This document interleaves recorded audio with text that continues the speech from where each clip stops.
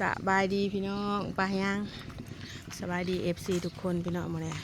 ถึงฝากันเลยคืมเอากระกลับมาห่อเทือนแล้วพี่น้องกะสีเอาเงินไปให้พ่อเฒ่าผู้เพิ่นบ่สบายหันพี่น้องเงิน700 เหรียญพี่น้องเอ้ยแต่ว่าเอาเป็นเงินกีบมาจังได้ก็ขอบบุญขอบคุณหลายๆเด้อแม่ทางเมืองนอกแล้วก็ลุงทางเมืองนอกเนาะขอบคุณหลายๆสำหรับเงิน700 เหรียญที่ฝากมาช่วยพ่อใหญ่ผู้ที่เราป่วยเป็นมะเร็งนั่นเนาะพอได้ต่อยมต่อยาพี่น้องเลย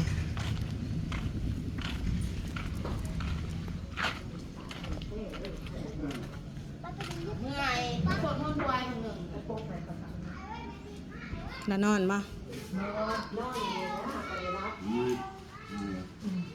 เป็นอะไรปวดเท้ามื้อนี่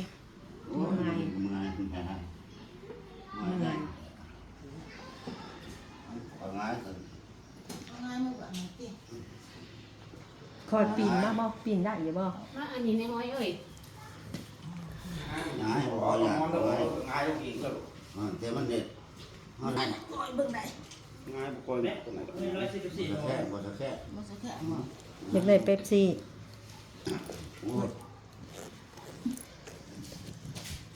ปีนมาก็มานุ่งเสื้อเด้อขนาดมาใกล้ตัวนั้น มีได้ไข่ดีใช่ ถ้านุ่งเสื้อ ไข่แล้วคนทำบริยางมันกับไข่ที่ ง่ายโอ้ยง่าย โต๊ะให้ในคณะพาชลงเอ้ยดีร้อนโอ้ยง่ายสิเด้ง่ายสิจะอันเดียวกันเด้ปีนจะก้องทีปอดอง โอ้ยบ่ปิ่นกระสร้างเราเจ็บอยู่ รับเจ็บ ให้เรานอนปกติแล้วนั่นแหละเราแห่งเจ็บอยู่ ไงก็มีผู้ใหญ่ใจดี โอ้ยสักบุญคุณเพิ่นแล้ว ก็มาฮอดเพิ่นแล้วเนาะเดี๋ยวซะช่วยก็สิเอาเงินให้เพิ่นพี่น้อง ผู้ใหญ่ใจดีคนซอย เอาพ่อเฒ่าเอ้ยเอาเงินใส่มือให้เพิ่นพี่น้อง ซอยผู้ขาเด้อ ไปซื้อยมซื้อยากินเพิ่นว่าพ่อเฒ่าเอ้ยช่วยค่ารักษาไปซื้อยมซื้อยากินพอได้ต่อชีวิตพอได้อยู่น้ำลูกน้ำหลานไปอีก เป็นนางมีเด้อ เห็นอะไร ไหลใกล้มีเด้อให้จุดรวยเลยเด้อสาธุเด้อเอาผู้ซอยผู้ขายเด้อ แม่ทางเมืองนอกกับลุงทางเมืองนอกเพิ่นสวยเรือมา หันครับ ก็ ใคร ตั้ง ไหน เงิน เงิน เบิดนั่นนะ หันตื่นไหนเงินแสน โอ้ยไว้แห้งแล้ว บ้ากระเจ้าหันใจน้องคนเมื่อย ผู้ขาเมื่อยแห้งจะแสน เพิ่นว่าให้ไปซื้อยมซื้อยามากินพ่อเฒ่าเอ้ย ตัวยาง ไปต่อเอายาพอได้มีแห้ง ยางแล้ว พอได้อยู่น้ำลูกน้ำหลานหั่นแหละอยู่ แกมาซักยา แป้งเอาให้หมกชิ้น โอ้ยา กูว่าไปนี่แหละเถื่อถึกห้องเนาะ ถึกห้องถึกห้อยกับเศร้ากับมีเห็ดในใดเฮากับจอยเรือบ่ได้ ขอบคุณไม่ได้เด้อแม่ใจดีจะได้พ่อจะรับจะรวดจะหายจะมีจะโพดโคตรโพดมนุษย์มานะ เพิ่นยิ่งๆรวยกว่าเก่าเนาะ มันด้วยพวกเก่า ถือเหล็กถือหวย ถือ เรา ด้วย ด้วย มีขาเพื่ออันนี้กิน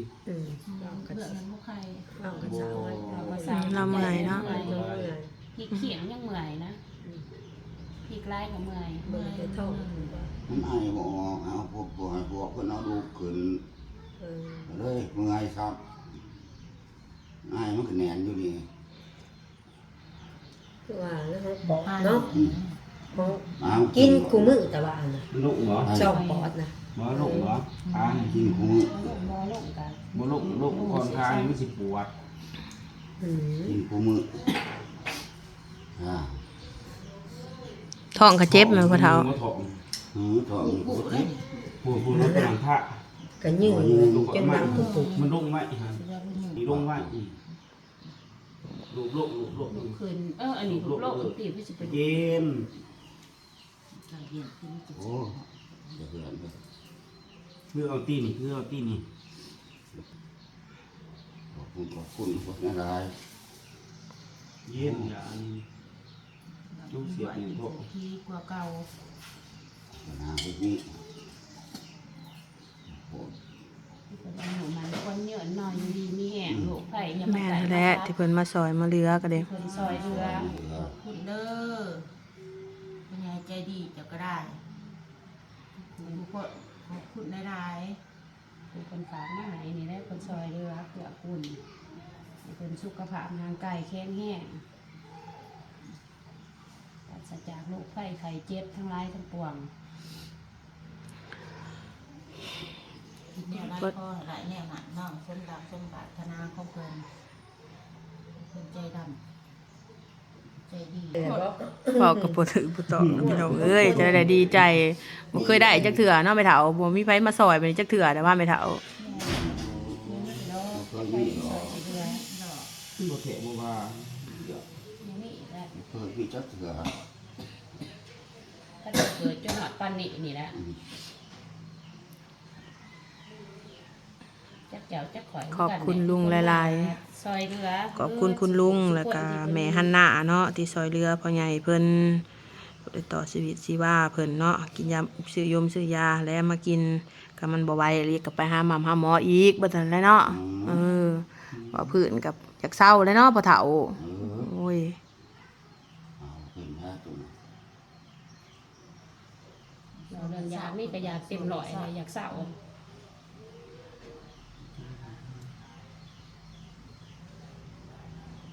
เมื่อยปะ เมื่อยลูกมันที่หลังมันที่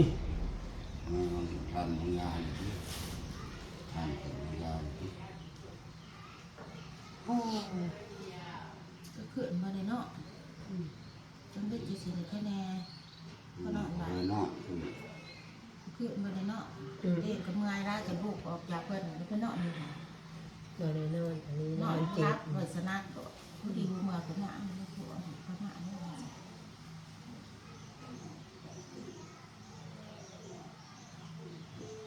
ห้องนี้ไรนอนในห้องของมานอนอยู่นี่ มันบอกเลยมันก็ซุนอยู่ในปกเลยสิ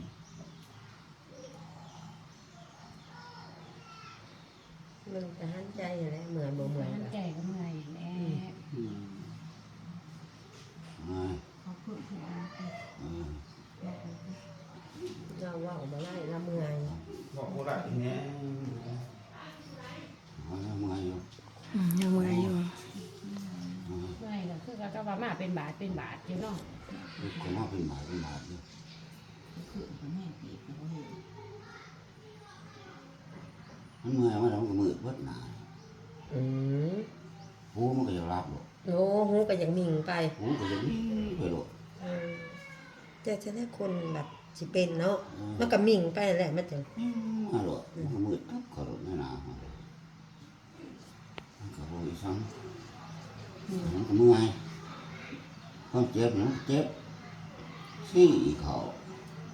มันซี่ก็ซี่แต่อยู่บน ต่ออยากไปยินจะเรียนจังหน่อยก็เลยอันนี้แน่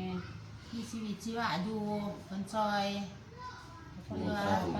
พอได้กินยาแล้ เศร้าว จะเนาะชมความหวังเพิ่นฝากมาอีกกับ วันนี้เด้อ หายไปปิ่นไปปัวกับหายช่วงหายเศร้าซะบาดนี้ คน อืม โคตร ให้สุขภาพแข็งแรงขึ้นไปกินกินยาก็ให้ถึงให้หายปัญญาโรคค่าให้สุขภาพเข้มแข็งขึ้นซะ ชีวิตกินยาก่อน สมเพิ่นพามาปิ่นมาปัวก็ให้ชมหวังเพิ่นซะ ปรารถนาเพิ่น ให้เพิ่นในบุญกุศลหลายๆปัวก็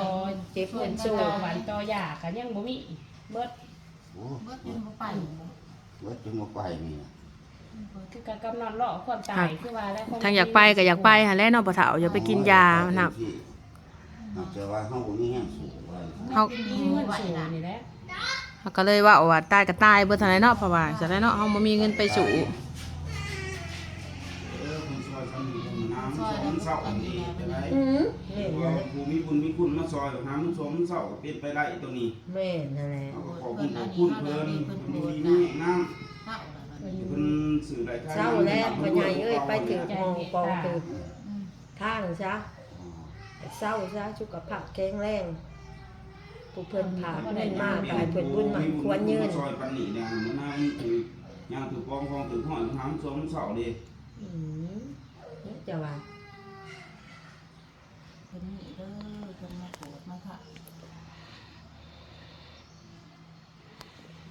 ถอดมือเพิ่นแล้วแม่เอ้ยลุงเอ้ยแล้วไม่ได้เอาถ่ายรูปแล้วแหละเอาสิส่งรูปไปให้เพิ่นเบิ่งนำ เศร้าซะบาน เงินเพิ่นมาซอยมาเหลือส่วงเศร้าบ่เฒ่าเอ้ยบาดนี้ก็เด้ขอบคุณหลายๆเด้อที่มาช่วยเหลือเพิ่นแล้วก็ขอบคุณที่ให้ชาซุยเป็นสะพานบุญให้ทั้งแม่และก็ลุงอยู่ที่มีแฮงเฮาก็สิได้ลาคลิปสำนี้ซะเนาะสบายดี